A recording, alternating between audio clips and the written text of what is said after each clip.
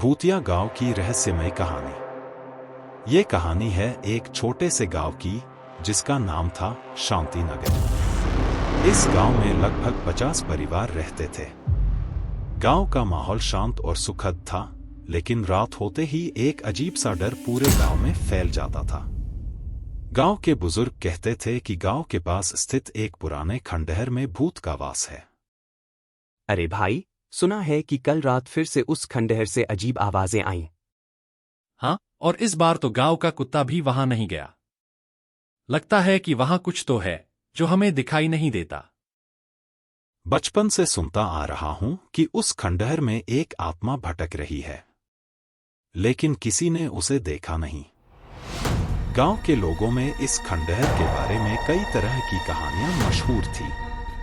कुछ कहते थे कि वहां एक साधु का ध्यान स्थल था जो अब भूतिया हो गया है, तो कुछ कहते थे कि वह जगह किसी प्राचीन राजा का महल था जो अब खंडहर में बदल गया है। लेकिन सच्चाई क्या थी, यह कोई नहीं जानता था। माँ, मुझे डर नहीं लगता। मैं बस देखना चाहता हूँ कि आखिर वहां क्या है। नहीं बेटा, वहां मत जाना। वो जगह अच्छी नहीं है। मैंने सुना है वहां जो भी गया वो वापस नहीं लौटा। माँ, मुझे डर नहीं लगता। मैं बस देखना चाहता हूं कि आखिर वहां क्या है। अपने दोस्तों के साथ उस खंडहर की ओर चल पड़ा। रवि, क्या तुम्हें सच में वहां जाना है? मुझे तो यहां से ही डर लग रहा है। हाँ, अगर हमें सच्चाई जाननी है तो हमें वहां जाना ही होगा। जैसे ही वे उस कमरे के पास पहुंचे, अचानक दरवाजा खुद ब खुद बंद हो गया। कमरे के अंदर खूब अंधेरा था।